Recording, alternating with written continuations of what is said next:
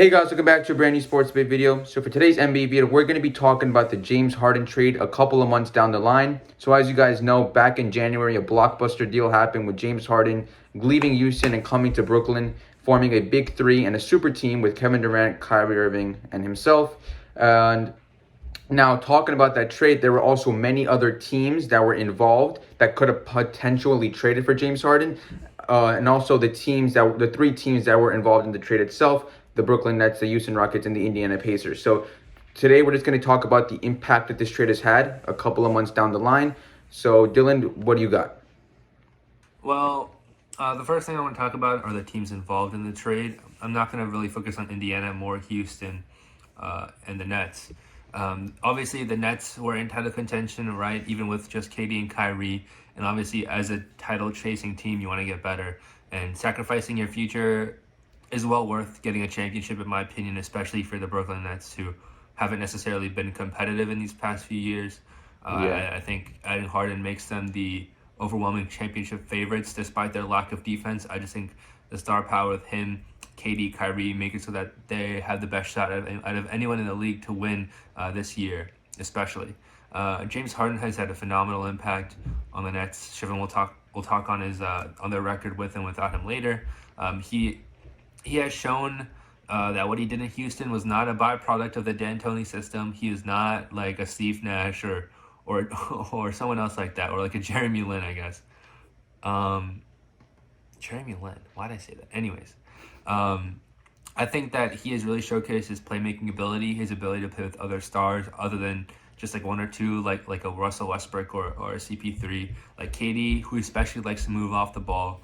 I think that he has shown his passing ability, that he can play well even without a D'Antoni system. I think the Nets really benefited a lot from the trade. And going back to the Houston Rockets, obviously they received a lot of draft capital. They are set for the future. It seems like tanking one of the worst records in the league to get a high draft pick. They have Kevin Porter Jr., who is looking really solid as a scorer and almost a Harden lookalike kind of. I think that both of those teams won the trade, and I'll say the Pacers did fairly well for themselves too. So I think all the teams involved in the James Harden trade benefited from it. So I mean, just a little finishing touch on that. Like as Dylan said, Houston doesn't really benefit from the players that they got, but mostly from the picks they got. And as Dylan mentioned, they're tanking this year, so they're set for their future. I believe with 4 first-round picks and a couple of pick swaps. And for Indiana, I feel like they also got a good amount. They got Caris Levert, I believe, from this trade, and also I forgot to mention at the beginning, but Cleveland was also involved in this trade, and they ended up getting Jarrett Allen. So I feel like Jarrett Allen and Caris Levert, 2 good players for Indiana and Cleveland, respectively. But now we move on to the more of the impact that he's had on the Nets. At the beginning, when this trade was made, as you guys can tell, I'm wearing a Brooklyn t-shirt. I'm a Brooklyn Nets fan. When this trade was made, I really wasn't too big of a fan of it because I was a big fan of Caris Levert and Jarrett Allen. They were great depth pieces for us, and I felt like we're trading our depth away. But obviously with the buyout market, we got Blake Griffin. Nicholas Claxton was injured at the time, and he's come out, and he's a very good perimeter defender and a very good player as well. I feel like he's going to develop to become even better. But we do have depth still, even with this trade being made. And also, this trade has had much more of an impact than I originally thought it was going to have when it first happened, because Kevin Durant did end up getting hurt with that hamstring injury. He did end up missing 23 games, and then Kyrie Irving also missed a couple of games with his personal reasons. So, there was times where Kevin Durant and Kyrie Irving were not on the court, and only James Harden was on the court. And we take a look at this statistic right here. The Brooklyn Nets are 29-7. 29-7 when James Harden's on the court this season. That is an outstanding record. That is unbelievable. So, and we also look at the record without James Harden, the 19-17. Now, you still got to keep in mind that, yes, it's above 500, but you also got to keep in mind that this is a team that still has Kevin Durant and Kyrie Irving, and so they're obviously still going to win, but you don't expect them to be just 2 games above 500. Expect them to be much more. So, Harden has been so good for the Brooklyn Nets with his impact. Yeah. I would say that, some of those games are just with one, like either Kyrie or KD. Like they're not necessarily both playing when Harden's not. Yeah, that is true. But once again, 29-7 with him on the court and 19-17 without. That's really all you need to know. All you really need to say about the impact that he's had. And also, when he's on the court, he makes everyone around him better, and his teammates have said the same thing. Joe Harris has said that. Billy Griffin said that. Nicholas Claxton has said that. Like, when he's on the court, he makes everybody better. His passing ability, as Dylan said, is really, really good. He averaged 10.9 assists with the Brooklyn Nets this season. So, and he also averaged 8.5 rebounds. So the Nets have a rebounding problem, really, especially on the offensive end of the glass. They have a rebounding problem. So James Harden helps that, and he also helps facilitate the ball and make plays.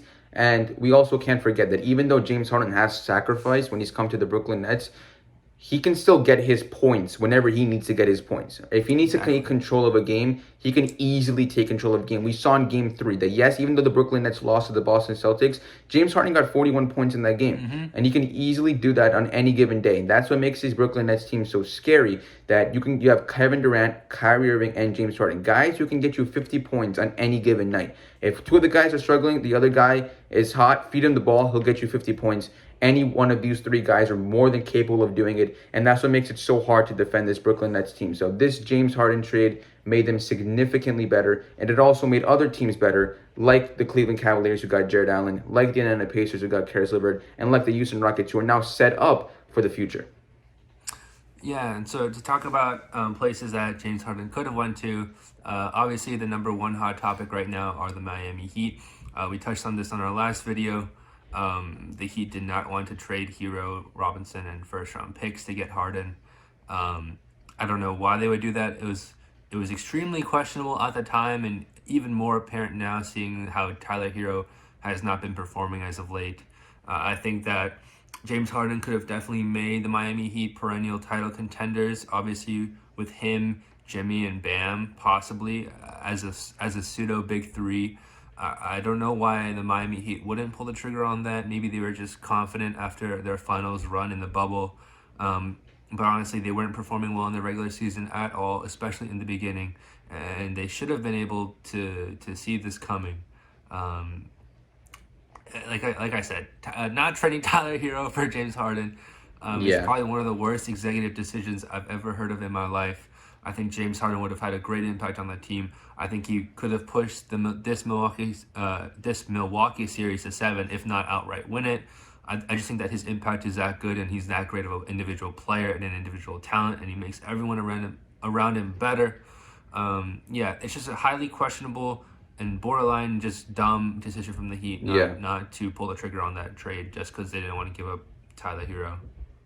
And the thing is that even if Tyler Hero wasn't playing this bad, like if he was still playing like the way he was in the bubble, I still think it's a questionable decision. Like, yes, it's way more questionable now that Tyler Hero is playing the way he is. But even if he was playing the same way he was last year, you're talking about James Harden, who's a top 5 player in basketball and one of the best players in this game. And this is the guy who would have taken significant pressure off of Bam Adebayo, off of Jimmy Butler, and they would have had a much better series against the Milwaukee Bucks if James Harden was there. So the fact that the Miami Heat didn't go through that, they had their chance, they missed out on it, and now they got to make a couple of big decisions. We talked about that more in the other video, but also we look at some more teams that he could have gone to. Reportedly, the Philadelphia 76ers were also on top of James Harden's list, and the Nets and Sixers are 1 and 2 in the Eastern Conference.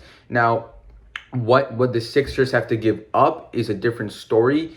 Could you maybe think that they would have to give up Ben Simmons? Would the Sixers be willing to do that? But I'm sure Ben Simmons would have to be in that trade. But still, a duo of Joel Embiid and James Harden and with like shooters like Seth Curry on the outside and Danny Green. Like, you have interior presence, you have outerior presence, you got shooters. I mean, that is a scary team. And if you take away James Harden, you just have Kevin Durant and Kyrie Irving, and then you got Joel Embiid and James Harden, I feel like the 76ers are better than the Brooklyn Nets. And I feel like their path to the finals would be easier. But instead, James Harden found himself in Brooklyn, and now Brooklyn Nets are better favorites than the Philadelphia 76ers. But it's hard because if Harden doesn't go to the Nets obviously have better supporting pieces than they do now, like Caris Levert. And also, if he were to be traded to the Sixers, I think they would want a little bit more than just a straight-up swap of Harden and Ben Simmons. So they might have to give up on Danny Green, might have to give up a Seth Curry. So I think that's true. I think it would be pretty even in the East with the trade there. That is true. But like the fact that you're talking about two rivals that he could have gone to either team. That's obviously something significant to look out on. And I mean, it was also at the time it was entered. It was like to see what are the teams he could have gone to. Reportedly, Milwaukee was on that list, but I don't think that trade would have gone through. Boston was apparently on the list. You can have a duo of Jason Tatum and James Harden. Probably Jaylen Brown would have to been included in that trade. But I mean, definitely some entertaining possibilities there. But ultimately went to Brooklyn, and he's had a big impact. It'll be interesting to see how the rest of this playoff run happens.